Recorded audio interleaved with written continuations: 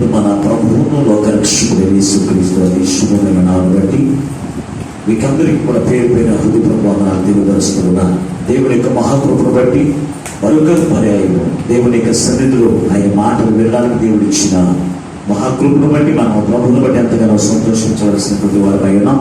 ఈ సమయంలో ఈ దిన వాక్య ధ్యానముగా పరిశుద్ధ గ్రంథము నుంచి మనం అపోస్తుల కార్యముల గ్రంథాన్ని మనము ధ్యానం చేస్తూ ఉన్నాం. అపోస్తుల కార్యముల గ్రంథము 9వ అధ్యాయము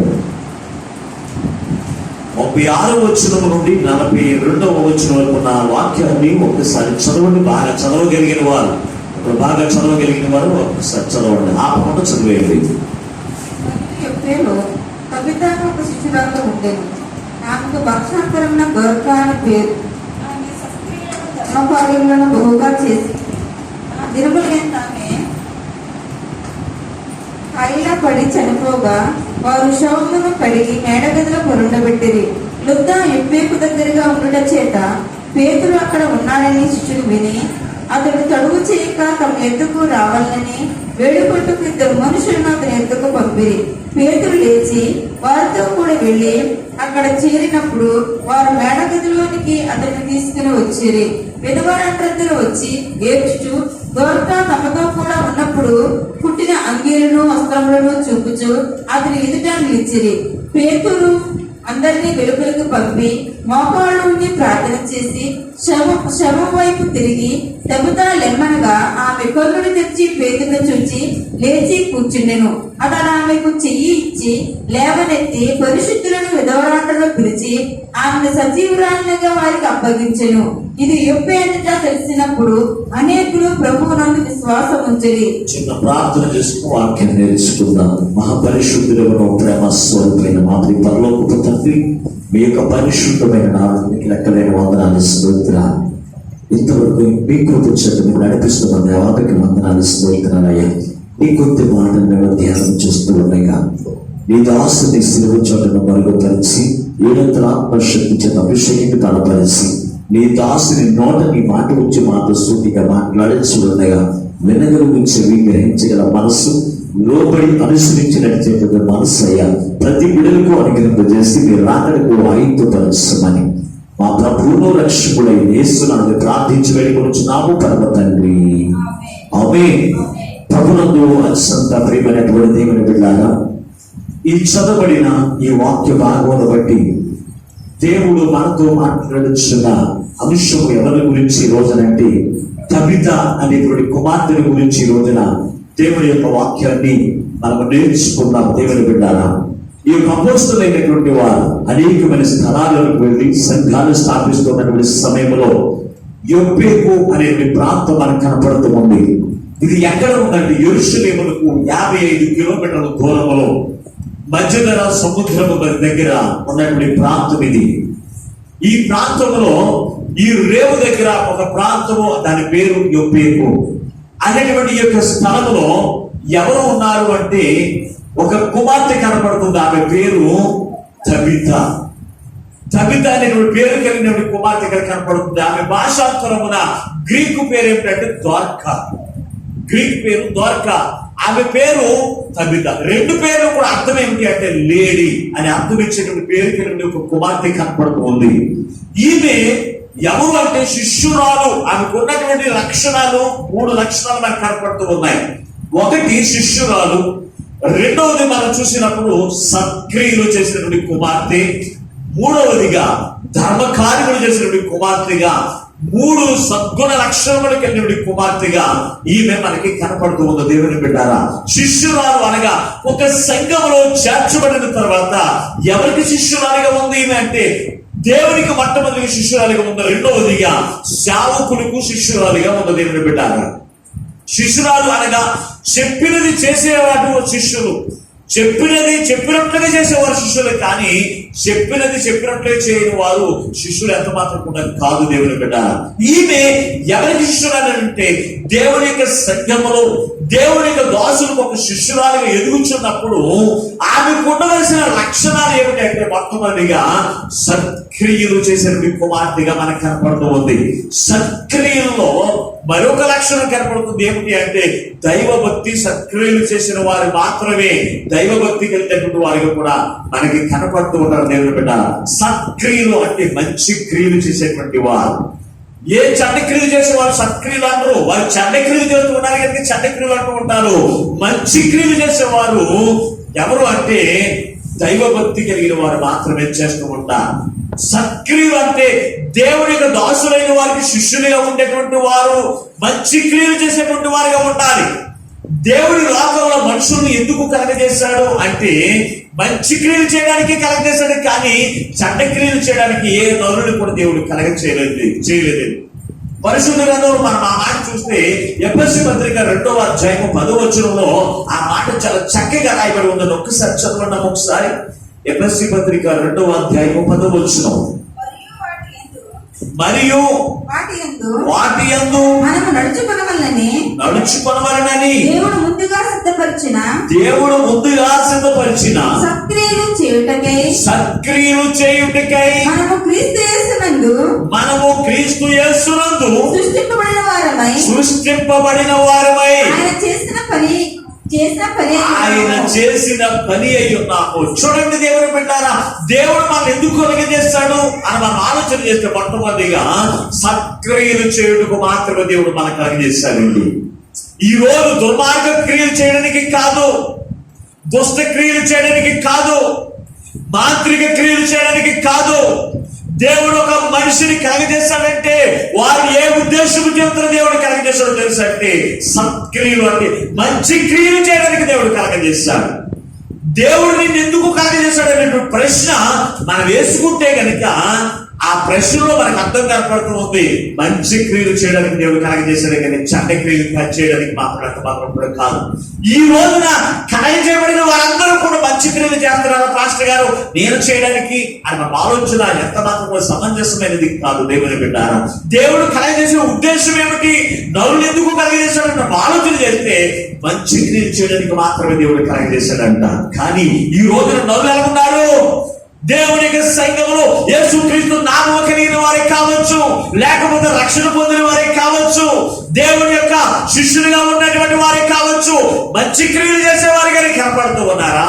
ఆలోచన చేయండి. చెడ్డ క్రియలు చేసేటువంటి వారు అనేక మంది కనపడుతూ ఉన్నారు.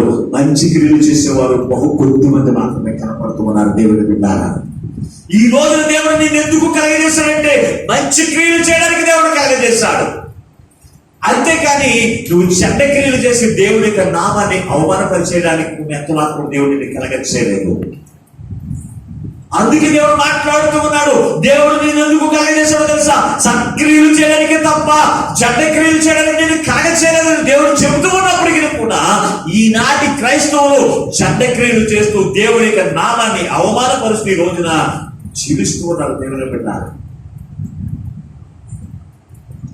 అందుకే పరిశుద్ధ గ్రంథంలో మరొక చోట అదే ఒక మాట రాసిన చూడండి. ఒకసారి తీతుకు రాసిన పత్రిక 3వ అధ్యాయము 8వ వచనం ఒకసారి చదవండి. తీతుకు రాసిన పత్రిక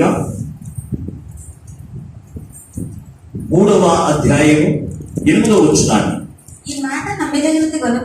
ఈ మాట నమ్మదగినది కనుక దేవుని యందు విశ్వాసం ఉంచిన వారు సత్క్రియలను శ్రద్ధగా చేయుటయందు మనసుంచినట్లు ఈ సంగతులను గూర్చి దృఢముగా చెప్పుచుండవలెనని కోరుచున్నాను. ఈ అపోస్తలుడైన పౌలు ఈ తీతుకు రాసిన పత్రికలో మనం చూసినప్పుడు దేవుడు ఏ ఉద్దేశం చేత నరులను కలగజేశాడో ఆ ఉద్దేశాన్ని దేవుడు తెలపరుస్తూ ఎవరితో మాట్లాడుతున్నాడు తెలుసా అంటే దేవుని యొక్క ప్రజలైన వారికి నువ్వు ఏమని బోధించాలి అంటే దేవుని యొక్క విశ్వాసం ఉంచు ఉన్నావు కనుక నువ్వు సత్క్రియలు చేయాలి అంతే అని వారికి బోధించు అని మాట్లాడుతున్నాడు. ఈ రోజు విశ్వాసం వచ్చిన వారందరూ కూడా వారు తెలుసుకోవాల్సింది, వారు చేయవలసింది సక్రియలు చేయడానికి దేవుడు నన్ను కలగం చేశాడు. సక్రియలు చేయడానికే కుమార్తెనిగా కుమారుడిగా దేవుడు నన్ను ఏర్పాటు చేసుకున్నాడని విశ్వాసం చేత మనం ముందుకు కొనసాగాలి. దేవుని పెట్టాలి. అంతేకాని చెడ్డ క్రియలు చేయడానికి నేను ఎంత మాత్రం కూడా కన్విన్స్ చేయలేదండి. అదే 3వ అధ్యాయం 2వ వచనంలో కూడా ఒక మాట ఉంది. ఆ మాట కూడా చదవండి ఒకసారి. ఏంటంట? ప్రతి సత్కార్యములు చేయుటకును సిద్ధపడి ఉండవలెనని మనుషులందరి ఎడల సంపూర్ణమైన సాత్వికమును కనపరచునట్లు ఎవరిని దూషించాలండి.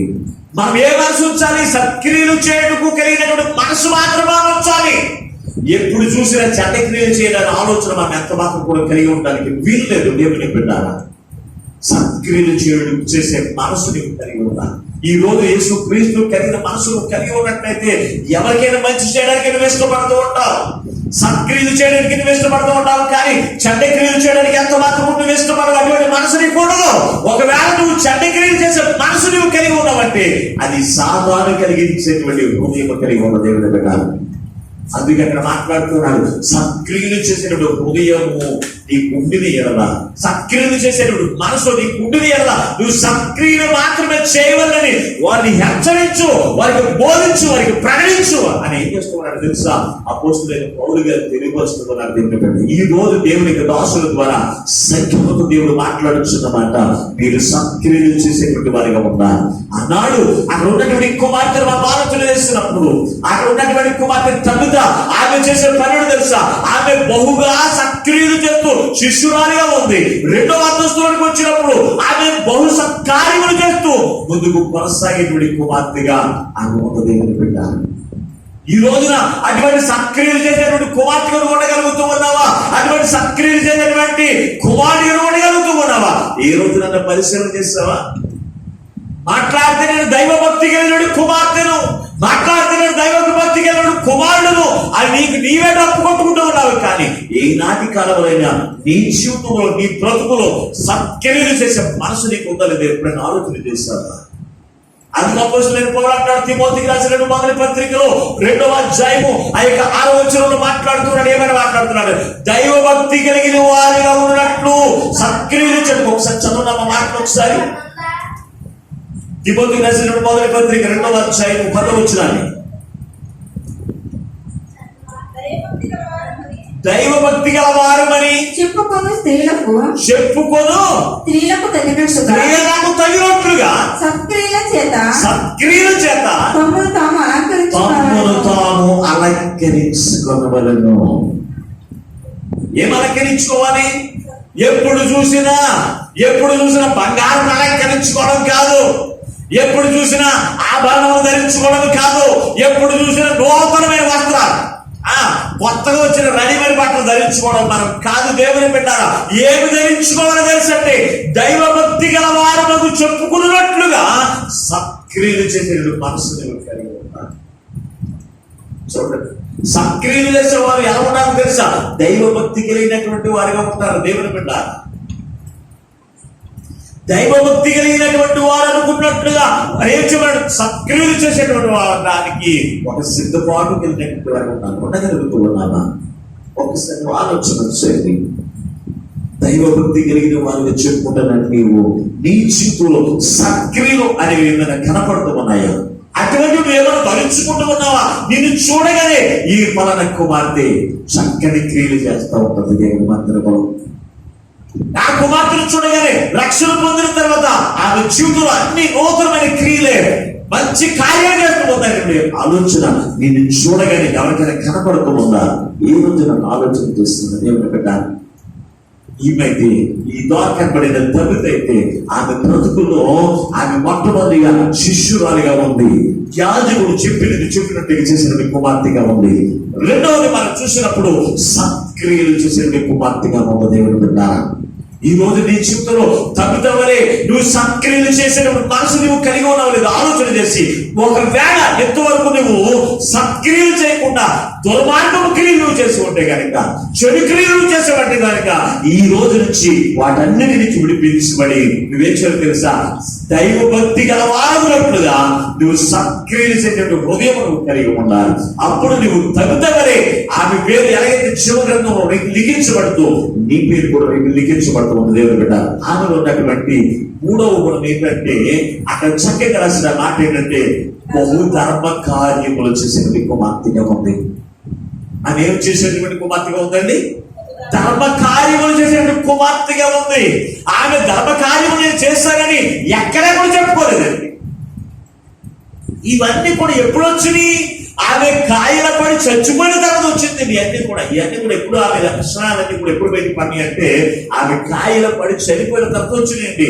ఆమె బహుధర్మ కార్యములు చేసేటువంటి కుమార్తెగా ఉంది. దేవుని బిడ్డ, శిష్యులుగా ఉన్నటువంటి వారు అంటే యాజకులు చెప్పినది చేసేటువంటి వారుగా ఉన్నటువంటి వారు సత్క్రియలు చేసేవారుగా ఉండాలి.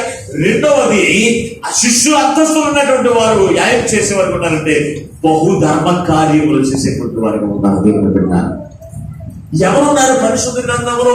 ఈ తమిళ ఒక్కటే ఉందండి, ఎవరు కూడా కనపడట్లేదంటే అనేక మంది ఉన్నారు. ప్రభునందు దేవుని బిడ్డారా, అనేక మంది ఉన్నారు. ఎవరు మనం ఆలోచన చేస్తే గలతీ పత్రిక 2వ అధ్యాయంలో మనం చూసినట్లయితే అక్కడ కూడా మనకి కనపడుతుంది. ఒకసారి చదవండి. ఒకసారి గలతీ పత్రిక 2వ అధ్యాయం 9-10 వచనాలు కూడా చదవండి ఒకసారి. గలతీ పత్రిక 2వ అధ్యాయం 9-10 వచనాలు. అనగా సున్నతి పొందిన వారికి అపోస్తలులకు పేతురులకు సామర్థ్యం కలుగజేసిన వాడే అన్యజనులకు అపోస్తలులకు నాకును సామర్థ్యం కలుగజేసినని వారు గ్రహించినప్పుడు స్తంభములుగా ఎంచబడిన యాకోబు కేఫా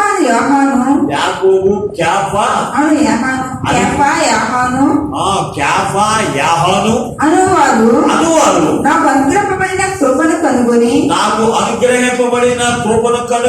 మేము అన్ని జనులకును తాము సున్నతి పొందిన వారికి అపోస్తలుగా ఉండవలని చెప్పి తమతో పాలువారముటకు సూచనగా నాకును బర్నబాకును కుడి చేతిని ఇచ్చిరి. అంటే అదేం చేసేవారు? ఈ యొక్క అపోస్తలులైన పౌలు గారును బర్నబాను కూడా ధర్మ కార్యములు చేయాలి. దేవుని యొక్క ప్రజలైన వారికి, దేవుని యొక్క ప్రజలైన వారు ఒకవేళ పేదలుగా ఉండవచ్చు, ఒకవేళ ఏమీ లేనటువంటి వారిగా ఉండవచ్చు. అటువంటి వారికి ధర్మ కార్యములు చేయడానికి వారు ఒక ఆలోచన కలిగి ఉన్నప్పుడు అంట పేతురు చేత ఏర్పరచబడినటువంటి వారు 3 కనపడుతూ ఉన్నారు. ఆ 3 పేరు కూడా రాశారు. ఒకడు కేఫా, యాహాను, ఎవరు? యాకోబు అనేటువంటి వారు 3 కూడా మేము కూడా సహకరిస్తామయ్యా, మా చేతిని కూడా మీ చేతులు మేము కలుపుతాం, నువ్వు చేసినటువంటి ధర్మ కార్యములకు మా చేతులు కూడా మేము కలుపుతాం మనసు కలిగినటువంటి వారిగా ఉన్నారు. దేవుని బిడ్డారా, ఆనాటి సంఘములో అపోస్తలులైన పౌలుకి బర్నబాకును సహకారులుగా శిష్యులుగా ఉన్నటువంటి వారు కూడా సత్కార్యములు చేయడానికి ఆలోచన కలిగినటువంటి వారిగా, వారు ధర్మ కార్యములు చేయడానికి ఆలోచన కలిగినటువంటి వారిగా ఉన్నందున ఆ అపోస్తలులైన వారి యొక్క చేతులకి వీరు కూడా చేతులు కలిపి ఆ యొక్క బలమైన పరిచర్యను తేలికగా చేయడానికి వారు ఎంతో కూరుకున్నటువంటి వారిగా ఉన్నారు. ఈనాటి సంఘాల్లో అటువంటి వారు బహుకొద్ది మంది మాత్రమే కనపడుతూ ఉంటారు. యాజకులైనటువంటి వారికి శిష్యులుగా ఉండడానికి, యాజకులు చెప్పినట్లుగా చేయడానికి ఎందరో గారి కనపడరండి. అలాగే మనం చూస్తే సక్రియలు చేసేటువంటి వారిగా ఉండాలి. శిష్యులైన వారికి ఉండవలసిన ఆలోచన దేవుని యొక్క మందిరము మంచి క్రియలు నేను చేయాలి అది ఆలోచన కలిగి ఉండాలి. అంతేకాదు దేవుని బిడ్డారా, మంచి క్రియలు చేయడం ద్వారా, నువ్వు మంచి క్రియలు చేయడం ద్వారా నీ జీవితంలో దేవుణ్ణి మహిమపరుస్తావు. నువ్వు సత్క్రియలు చేయడం ద్వారా, నువ్వు బహుధర్మ కార్యములు చేయడం ద్వారా నువ్వేం చేస్తున్నావో తెలుసంటే దేవుని పరిశుద్ధ నామాన్ని మహిమపరిచేటువంటి వారిగా నువ్వు కనపడుతున్నావు. దేవుని బిడ్డ, ఎందుకు నువ్వు సత్క్రియలు చేయాలి? ఎందుకు నువ్వు సత్క్రియలు చేయాలని మన ఆలోచన కలిగి ఉంటే గనుక పరిశుద్ధ గ్రంథంలోనే అదే మాట రాస్తూ ఉన్నటువంటి దేవుని బిడ్డ కొరింథీ పత్రికలోనే 9వ అధ్యాయము ఆ యొక్క 11వ వచనంలో అక్కడ రాస్తున్నటువంటి మాట ఏమిటి అని మనం ఆలోచన చేస్తే, దేవుని మహిమపరిచేటువంటి వారికి నమ్మకమంట.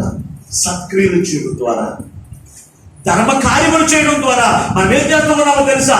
దేవుని యొక్క నామాన్ని మహిమపరుస్తూ ఉన్నాం. అందుకే నువ్వు ధర్మ కార్యములు చేయాలి. ఒకసారి చదువున్న మాటలు ఒకసారి కొద్ది రాసిన 2వ పత్రిక 9వ అధ్యాయం 11వ వచనాన్ని. ఎలాగనగా క్రీస్తు సువార్తను అంగీకరించమని ఒప్పుకొనుటయందు మీరు విధేయులైనందు చేతను వారి విషయమును అందరి విషయమును ఇంత ఔదార్యముగా ధర్మము చేసి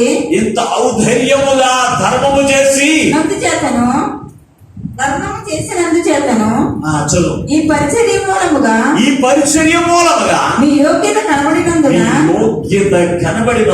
వారు దేవుని మహిమపరుచున్నారు. మనము ధర్మ కార్యములు చేయడం ద్వారా మన యోగ్యత దేవునికి కనబడుతూ ఉందంట. అంటే ఏంటి? ధర్మ కార్యములు చేస్తేనే యోగ్యత కనపడుతుందా అని మీరు ఆలోచన చేస్తే, పరిశుద్ధ గ్రంథంలో యేసు ప్రభువు దగ్గరికి ఒకడు వచ్చాడు.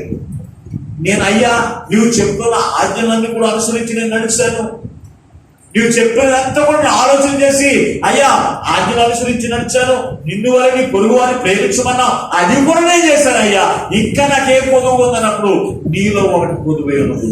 నీవు పరిపూర్ణులకు నువ్వు ఏం చేయాలో తెలుసా? ఈ ఉన్నటువంటి అంతా కూడా అనిపేసి నువ్వు పేదలకు నువ్వు దాన ధర్మం చేసేసి నువ్వు నన్ను వ్యాపారిస్తావు. నీవు పరిపూర్ణులకు అంటే దేవుని రాజ్యములోనికి నువ్వు వెళ్ళడానికి ఒక పరిపూర్ణత నీకు కావాలి, పరిపూర్ణమైన యోగ్యత నీకు కావాలి కనుక నీవు ధర్మ కార్యములు చేయాలి అని చెప్పారు. అందుకే ఇక్కడ మాట్లాడుతూ ఉన్నాడు, నీవు యోగ్యత కలిగినట్లుగా నీవు చేసినటువంటి ధర్మమును బట్టి, నువ్వు చేసినటువంటి ధర్మ కార్యమును బట్టి అదేమవుతుందో తెలుసా? అంటే దేవునికి మహిమ వస్తుందన్న దేవుడు. సత్క్రియలు చేసే వారిగా ఉండాలి. రెండవదిగా చూస్తే ధర్మ కార్యములు చేసేటువంటి వారిగా ఉండాలి.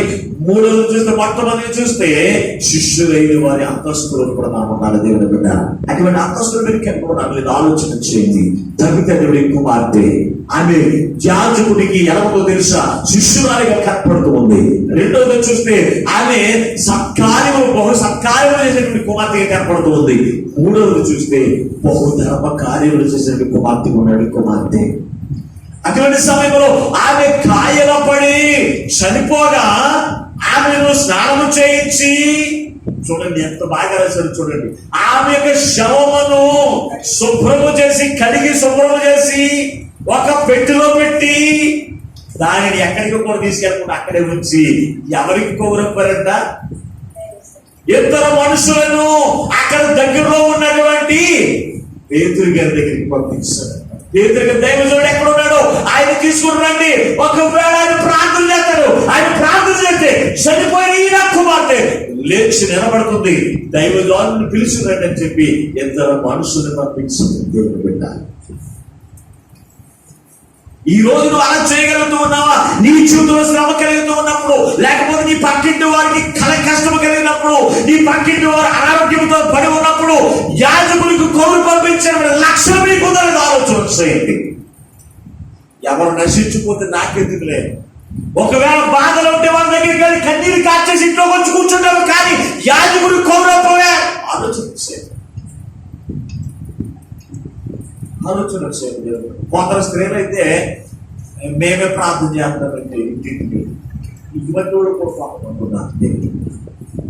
ఎవరు ప్రార్థన చేయాలి? అభిషేకం పొందుకున్న వాళ్ళు మాత్రమే వచ్చి ప్రార్థన చేయాలంటే కార్యం జరుగుతుంది. ఆమె చనిపోతే వాళ్ళు ప్రార్థన తీసుకెళ్ళిపోవచ్చు కదా, తీసుకెళ్ళలేదండి. దేవుడి యొక్క దోషం నుంచి ప్రార్థన చేస్తే ఈయన కుమార్తె వేస్తుందని ఆలోచన చేసి అక్కడ ఉన్నటువంటి వారు ఆ శవమును శుభ్రం చేసి యాజకుడికి కౌరు పంపించారండి. ఎక్కడో దగ్గరలో ఉన్నారనే సంగతి తెలుసుకుని యాజకుడు కౌరు పంపించినప్పుడు ఆయన అక్కడి నుంచి దగ్గరికి వచ్చే వరకు ఆ శవం అలాగే ఉంచారండి. యాజకుడు వస్తే మన జీవితంలో మేలు తప్ప కీడు కాదండి. దైవజనులతో కొంతమందికి ఏదో అప్లోడ్ అయితే ఎలా ఉంటారు, అలా తగ్గిపోయినట్టుగా అటు ఇటు పారిపోయి కొంతమంది కనపడతారు. యాజకుడు వస్తే మన జీవితం ఆశీర్వాదమే. యాజకుడు వస్తే మన యొక్క జీవితంలో కొదువుడు దేవుడు తీరుస్తాడండి. యాజకుడు నీ ఇంటి దగ్గరికి నడిపించబడ్డాడంటే నువ్వు ఏ కష్టంలో ఉన్నావో, ఏ ఇబ్బందులో ఉన్నావో, ఏ శోధనలో ఉన్నావో వాటన్నిటి నుంచి విడిపించాడు దేవుడు. ఆ సమయంలో యాజకుడు ఎవరు పంపిస్తాడు దేవుడు బిడ్డ. యాజకుడికి కౌరు పంపించారండి. కౌరు పంపించినప్పుడు ఆయన వెళ్ళి ఆయన దగ్గరికి వెళ్ళి ఆయన తీసుకుని వచ్చారంట. ఇద్దరు కలిసి తీసుకుని వచ్చారంట. తీసుకుని వచ్చినప్పుడు ఈ యొక్క శవమును ఒక గదిలో పెట్టారు. ఆ గదిలోనికి ఈ దైవజనులు తీసుకుని లోపలికి వెళ్ళారంట. వెళ్ళినప్పుడు అక్కడ ఉన్నటువంటి పెదవరాళ్ళు అక్కడ ఉన్నారు. వాళ్ళందరూ ఏం చెప్తున్నారు తెలుసా? ఈమె చనిపోకముందు ఆమె చేసినటువంటి ధర్మ కార్యములను కూడా చెప్తూ ఉన్నారు. ఆమె వస్త్రములు కుట్టి మాకందరికి కూడా బహుమానం ఇచ్చి వేసింది అని ఆమె చేసిన క్రియలు ఎవరు చెప్తూ ఉన్నారు? తబిత చెప్పట్లేదండి. తబిత చెప్పట్లేదండి.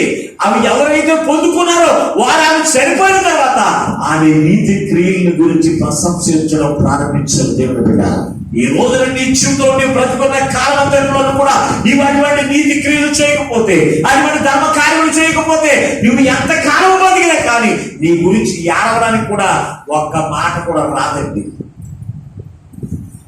పరిశుద్ధ గ్రంథంలో అందరికంటే ఎక్కువ కాలం బతికిన వాడు ఎవడు? మెతుషల. మెతుషల 969 సంవత్సరాలు బతికినాడు. పరిశుద్ధ గ్రంథంలో అందరికంటే ఎక్కువ కాలం బతికిన వాడు ఎవరు తెలుసా అంటే మెతుషల. ఇతను 969 సంవత్సరాలు బతికినప్పటికీ కూడా అతని గురించి ఏమైనా చెప్పుకోవాలనుకుందంటే ఎంత ముక్క కూడా లేదు.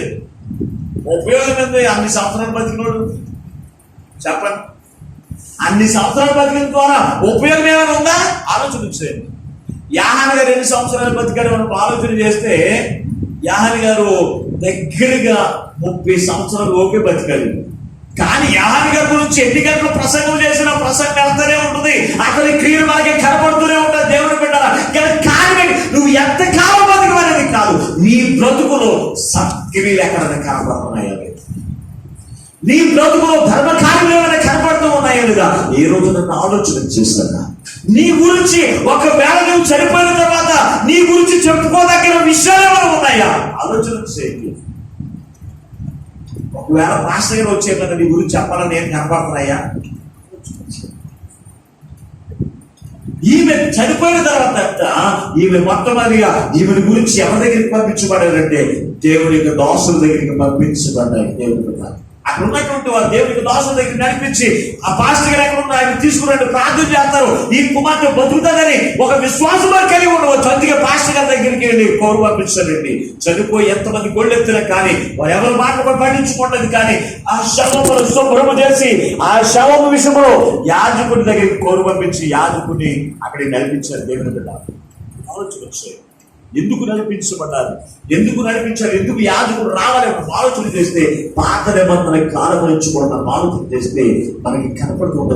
చదువు రాజుల 2వ గ్రంథం 4వ అధ్యాయం. రాజుల 2వ గ్రంథం 4వ అధ్యాయం 20 వచ్చిన మనకు చదవండి. రాజుల 2వ గ్రంథం 4వ అధ్యాయం 20 వచ్చిన వారు ఆ బాలుడిని ఎత్తుకుని వాని తల్లి దగ్గరికి తీసుకుని పోయాను. పిల్లవాడు మధ్యాహ్నం వరకు తల్లి తొడ మీద పడుకుని ఉండి చనిపోయాను. అప్పుడు ఆమె పిల్లవాడిని దైవజనుని మంచం మీద పెట్టి తలుపు వేసేసి బయటకు వచ్చి ఒక పనివాడిని ఒక గాడిదను తీసుకుని పంపము, నా దగ్గరికి పంపము, నేను దైవజనుడికి పోయి వచ్చేదని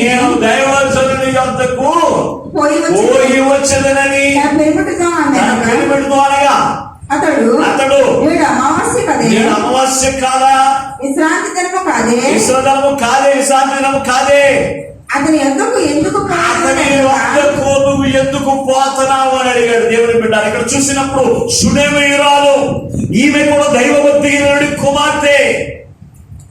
దేవునికి దాసుడికి ఆ షునేమి పట్టణం వచ్చినప్పుడల్లా ఎంతో ఒక పరిచారకురాలుగా, దేవునికి దాసుడికి ఒక శిష్యురాలుగా ఉన్నటువంటి కుమార్తె, ఆమె యొక్క జీవితంలో కుమారులైనటువంటి సమయంలో దేవునికి దాసుడి ప్రార్థన చేశాడు. కుమారుడు దేవుడు ఇచ్చాడు. ఇచ్చిన తర్వాత వాడు సంతోషం చేత జీవితున్న సమయంలో ఒకానొక దినాన్ని కుమారుడు తన తలను తన యొక్క తల్లి యొక్క పాద మీద పెట్టుకుని తల మీద పెట్టుకుని అంట చనిపోయాడు. దేవుడు బిడ్డ చనిపోయినప్పుడు ఏం చేయవలసిన పని ఏంటి? ఏం చేయాలి? చనిపోయిన వాటి గురించి ఏడవాలి, చనిపోయిన వాటి గురించి బాధపడాలి, చనిపోయిన వారి గురించి మిగిలిన కార్యక్రమాలు చూడాలి. కానీ ఆమె చేస్తున్న పనులు తెలుసా? చనిపోయిన కుమారుని దేవునికి దాసునికి గృహంలో పెట్టి ఆ మంచం మీద పడుకోబెట్టి దేవునికి దాసునికి పైన ఒక గృహం కట్టింది.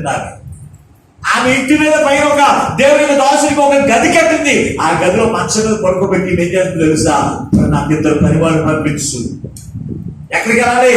దేవునికి దాసుని దగ్గరికి నేను వెళ్ళాలి, ఆ దైవజనుడి దగ్గరికి వెళ్ళాలి. ఆయన తీసుకుని వస్తే ఆ దాసు నుంచి ప్రార్థన చేసి వెళ్ళాలా నా కుమారుడు బతుకుతానని విశ్వాసం ఆమె కలిగి ఉంది కనుక ఆమె ప్రయాణం అయ్యేది. దేవునికి దాసుని తీసి తెచ్చుకుంది. దేవునికి దాసుల ద్వారా ప్రార్థించడం ద్వారా ఆ కుమారుడు లేచి కూర్చున్నాడు. ఈ రోజు అనుకోవచ్చు నువ్వు ఎన్నో బాధలు పడుతూ ఉంటావు, ఎన్నో కష్టాలు పడుతూ ఉంటావు, ఎన్నో ఇబ్బందులు పడుతూ ఉంటావు, ఎన్నో పరిహృతిగా ఉంటావు. కానీ పాస్టర్ గారికి ఫోన్ చేసే లక్షణమే నీకు ఉండదు. అంటే నీకు విశ్వాసమే లేదు. నీకు పాస్టర్ గారి దైవజనుడు వస్తే కనుక ఆయన ప్రార్థన చేస్తే కనుక నేను బాగుపడతాను, ఆయన ప్రార్థన చేస్తే కనుక నా సమస్య విడిపించబడుతుంది, ఆయన ప్రార్థన చేస్తే కనుక నా చిక్కులు తొలగిపోతాయి. దైవజనుడు మా ఎందుకు వస్తే బాగుండనని దైవజనుడికి ఎప్పుడైనా నువ్వు కౌరవుతూ ఉన్నావా? చనిపోతే కనుక ఇద్దరు మనుషులంట దైవజనుని వెతుక్కుంటూ వెళ్ళే పక్కన గ్రామానికి వెళ్ళి ఆనాటి కాలంలో ఫోన్ లేవు. పాస్టర్ గారండి మీరు ఎక్కడున్నారు? అసలు మాకు అలసట్లేదు. ఈ రోజున ఎక్కడికైనా వెళ్ళాలి మీరు పాస్టర్ గారికి ఇంటికి రావడానికి? మీ ఇంటికి తాడిమల్లో ఉన్న పాస్టర్ గారు మీ ఇంటికి రావడానికి మీరు ఎవరైనా వచ్చి పరిగెత్తులు రావాల్సిన పని ఏమైనా ఉందా? ఒకే ఒక్క నిమిషం టింగ్ టింగ్ టింగ్. అయితే ఎక్కడ ఉన్నారు? మీరు అర్జెంట్గా వచ్చేయండి. అరగంటలో వచ్చేస్తున్నారు మీ పాస్టర్. ఎలా స్నానం చేస్తున్నాడో తెలియదు, బండి మీద ఏ స్పీడ్లో వస్తున్నాడో తెలియదు, ఎవరు ఎదురవుతాడో కూడా తెలియదు. అవన్నీ మీకు తెలవదు. అయినప్పటికీ కూడా అలా వచ్చే పాస్టర్ గారు దేవుడు మీకు ఇచ్చిన కానీ మనకు స్వాతంత్రం ఉండదు. దేవుడి మీద పరిపూర్ణమైన విశ్వాసం ఉంటే కనుక దేవుడి యొక్క దాసుడు వచ్చి నాకు ప్రార్థన చేస్తే నేను బాగుపడతాను నమ్మకం నువ్వు కలిగి ఉంటే కనుక నువ్వు ఫోన్ చేస్తావు కదా. అది నీకు ఎక్కడ ఉంది చెప్పండి. ఉంటే ఫోన్ చేయరా మీరు? చెప్పండి. 2 రోజుల నుంచి లేక 3 రోజులు బట్టి లేక లేకపోతే 6 రోజులు బట్టి లేక ఒకవేళ పాస్టర్ గారు 1 వారం పోయిన తర్వాత ఈ అమ్మ ప్రార్థనకు రాలేదు, అయ్యో మీకు తెలదండి నేను 1 వారం బట్టి తెలియదండి. నువ్వు లేకపోతే పాస్టర్ గారికి ఎలా తెలుస్తుంది? కౌరవపోతే నువ్వు చెప్పండి. తబిత ఆమె కాయపడి చనిపోయింది. ఎవరికి పంపించాడు తెలుసా? దేవునికి దాసుల దగ్గరికి పంపించారు కదా. సునమిరాలు కుమారుడు చనిపోయాడు. ఆమె దేవునికి దాసులు కొరకు శవమును కూడా పక్కన పెట్టేసి పరుగు వెళ్ళి దేవునికి దాసులు తీసుకుని తెచ్చుకుని ప్రార్థన చేసుకుని తన కుమారుడు బ్రతికించుకుంది కదా. ఈ రోజు నీ జీవితంలో నీవు శ్రమ కలిగినప్పుడు, బలహీనత కలిగి ఉన్నప్పుడు, ఇబ్బందులు గురైనప్పుడు దేవునికి దాసులు పిలిపించుకుని ఎందుకు నువ్వు ప్రార్థన చేసుకుని విడిపించలేకపోతూ ఉన్నావు? ఆలోచన దేవుని బిడ్డ ఒకసారి మీరు ఆలోచన చేయండి. దేవుడి రోజు మీతో మాట్లాడుతున్నాడు. మీరు శ్రమలో కుంగిపోవడం ఆయనకి ఇష్టం లేదు, అనారోగ్యం ఇచ్చడం పాడైపోవడం ఆయనకి ఇష్టం లేదు, ఇబ్బందులు పాడైపోవడం ఆయనకి ఇష్టం లేదు. మిమ్మల్ని స్వస్థపరిచి దేవుడు మిమ్మల్ని బలపరిచి ప్రభువుని ఆనందించడం మిమ్మల్ని నింపాలని ఇష్టపడుతూ ఉంటే మీరేం చేస్తారని తెలుసా? ఆయన అందు పరిపూర్ణమైన ఉంచట్లేదు, నమ్మకం ఉంచలేకపోతూ ఉన్నా. దేవునికి దాసుని ఎందుకు కూడా నమ్మకం ఉంచలేకపోతూ ఉన్నావు. ఒకవేళ నీకు జ్వరం వస్తే, నీకు బలహీనం వస్తే తాళి కట్టి వాళ్ళే కానీ పరిగెడతాం, కానీ డాక్టర్ దగ్గర కానీ పరిగెడతాము, కానీ పాస్టర్ గారే గుర్తురాలి మనకి. వస్తారండి అసలు బాగా ధరపడి వచ్చేస్తున్నారు. ఏ గుర్తుపోతారు? ట్యాబ్లెట్ గుర్తుపోతుంది, లేకపోతే డాక్టర్ గారు గుర్తుపోతారు. పాస్టర్ గారితో ఫోన్ చేసి ఎందుకు అవుతుంది తాను పైగా నా గురించి చిన్న ప్రార్థన చేయండి అని అడగలుగుతాము మనం. అప్పుడు దేవుడు అందుకే రోజు దేవుడితో మాట్లాడుతున్నాడు. కవిత ఆమె చనిపోయినప్పుడు ఆమె దగ్గర ఉన్నటువంటి వారు చేసిన పని ఏంటో తెలుసా? సేవకుడిని పిలిపించారు. దేవుని బిడ్డ, సేవకుడు ఎక్కడున్నారు, ఏ ప్రాంతంలో ఉన్నారు, ఆయన వెతుకుని తీసుకున్నారని ఎందరో పంపించారండి. వారు నడుచుకుంటూ వెళ్ళు, ఆయన ఎక్కడున్నారు ఆయన కనుగొని, ఆయన ఎక్కడ స్వార్థ చేస్తున్నారు, ఎక్కడ పరిచయం చేస్తున్నారు, ఆయన ఏ స్థానంలో ఉన్నాడని ఆయన వెతుక్కుంటూ ఆ సముద్రం తీసుకువచ్చి తల్లిదండ్రులు బాగు చేసుకున్నాను. దేవుని బిడ్డ, ఈ రోజున నిన్ను బట్టి దేవునికి మహిమ వస్తుందా? సాక్షి చెప్పండి, ఒక్క కనపడరు. ఎలా కనపడతారో, ఎలా కనపడతారమ్మా? ఎప్పుడైనా దాసుని పిలిపించుకుని ప్రార్థన చేసుకుని నువ్వు బాగుపడితే కనుక, ఇదిగో పలానా రోజు నేను బలహీనత కలిగినప్పుడు, పలానా రోజు నేను సమస్యలో ఉన్నప్పుడు మాస్టర్ గారికి ఫోన్ చేశాను, ఆయన వచ్చాడు, నన్ను ప్రార్థన చేశాడు, నన్ను విడుదల పొందాడు. దేవునికి మహిమ కలుగు, కానీ దేవుని మహిమపరచగలుగుతాం. మరి ఎలా దాన్ని బట్టి అనేక మంది మారు కొలుస్తారు. దేవుని బిడ్డ, ఇక్కడ యూపేపు అనే ప్రాంతంలో ఆమె స్వస్థపరిచిన దాన్ని బట్టి అక్కడ ఉన్నటువంటి వారు అనేకులు ఏం చేశారంట? దేవుని యందు విశ్వాసం ఉంచారంట. ఆమె జీవితంలో జరిగినటువంటి కార్యమును బట్టి, ఆయనకున్నటువంటి లక్షణమును బట్టి అనేకులు ప్రభువును విశ్వాసం ఉంచి ప్రభువును చేర్చబడారు కదా. ఈ రోజు నిన్ను బట్టి ఎవరి విశ్వాసం ఉంచుతున్నారు? నిన్ను బట్టి అనేక మంది అవిశ్వాసం కూలిపోతారని వస్తున్నారు. నీకు విశ్వాసము లేక, నీకు దేవుని పరిపూర్ణమైన నమ్మకము లేక, నీవు దేవుని దాసుని నమ్మకం ఉంచడం ద్వారా అనేక మంది విశ్వాసం ఉంచకపోతే అనేక మందికి అవిశ్వాసంలోకి వెళ్ళిపోతూ ఉన్నారు. దేవుడు ఆలోచించి అందుకే ఒక దేవుడు మీతో మాట్లాడుతున్నా, ఈ రాకడ దినాల్లో, ఈ యుగ సమాప్తి కాలంలో దేవుడి రోజు నీతో మాట్లాడుతున్న విషయం తెలుసా? భావన తెలియజేస్తే ద్వారకాలు కలిగినటువంటి మనసులు కలిగి ఉన్నావా? ఆలోచించి ఆమె దేవునికి దాసులకు శిష్యురాలిగా ఉంది. ఆ మందిరంలో బహు సత్కార్యములు లేక ముందుకు కొనసాగింది. ఆమెకు ఆస్తులుండి కాదు, అంతస్తులుండి కాదు. అందుకే రాస్తూ ఉన్నాడు ప్రసంగి గ్రంథము 9వ అధ్యాయము 10వ వచనంలో మాట ఉంటే మాటకు వచ్చిన ఒకసారి వాక్యం పూర్తి చేస్తాను. ప్రసంగి గ్రంథము 9వ అధ్యాయం 10వ వచనం.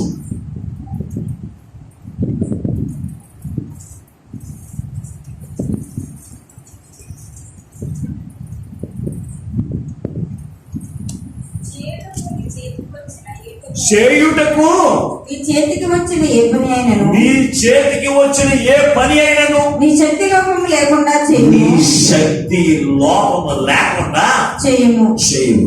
నీవు పోవు పాతాళమునందు, నీవు పోవు పాతాళమునందు పని అయిన ఉపాయమైనను, పని అయినను ఉపాయమైనను, తెలివైనను జ్ఞానమైనను లేదు.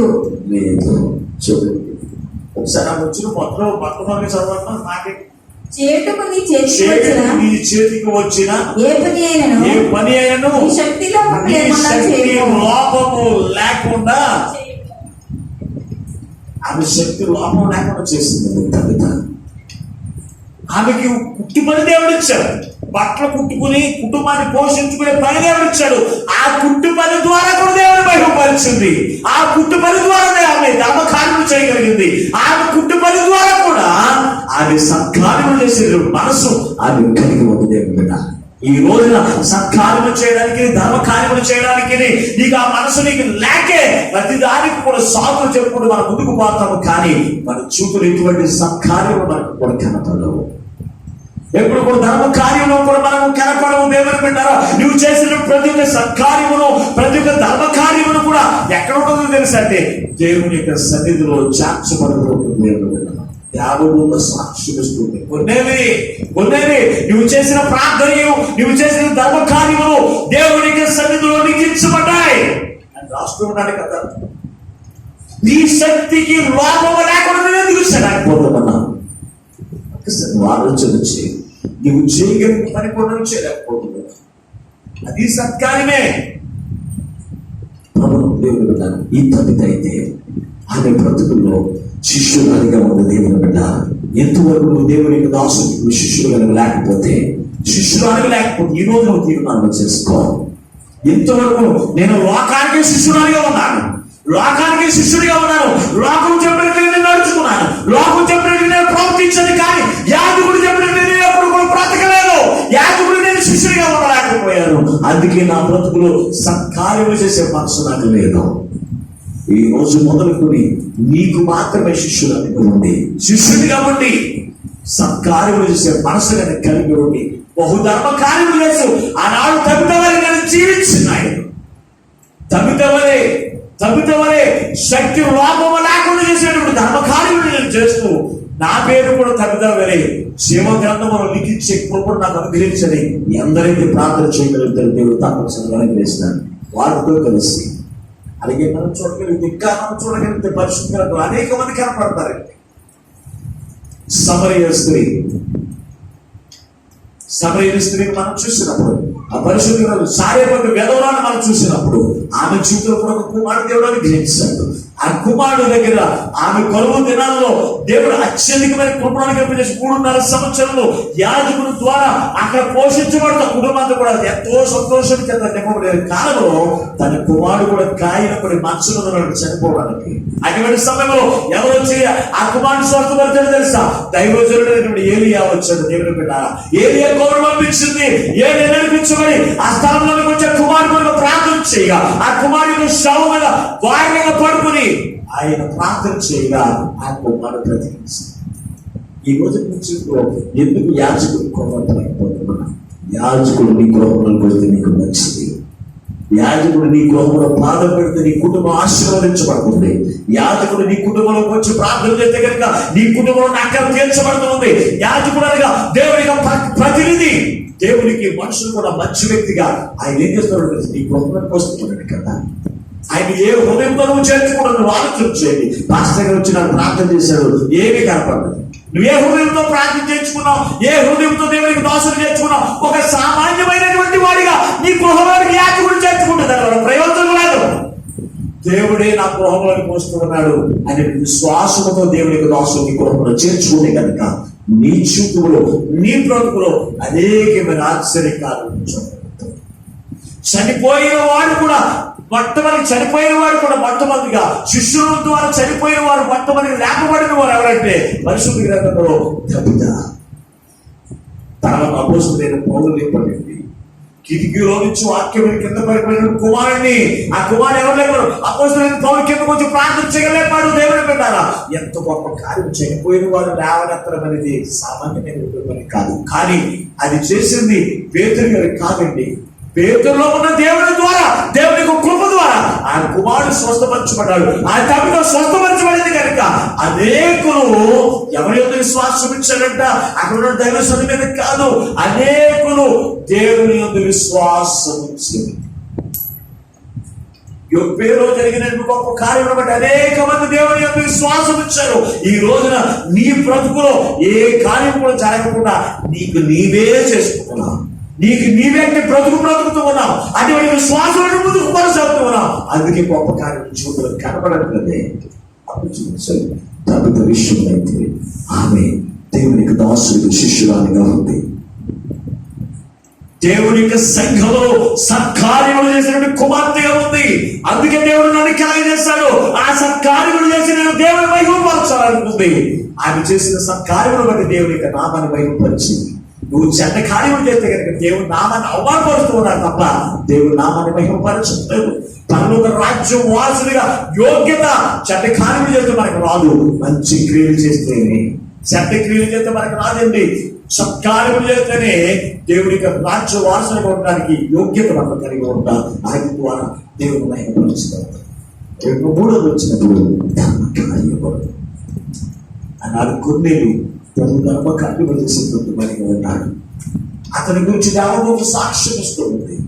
నువ్వు చేసిన ప్రతి ధర్మ కార్యము దేవుని యొక్క సన్నిధిలో లిఖించబడింది. మనుషులకు తెలియాలని కాదు. ఒక్కొక్కరు రూపాయి ఇచ్చిన కానీ దేవునికి అనేక మంది కావాలని కోరుకుంటారు. అవునా? ఒక్కొక్కరు రూపాయి ఇచ్చిన అనేక మంది తెలవాలి. దేవునికి చిన్న కూడా కానికేయడానికి రూపాయి కూడా ఏం చేయాలి? ఆ రూపాయి వేయడానికి చెయ్యి బరువైపోతుంది.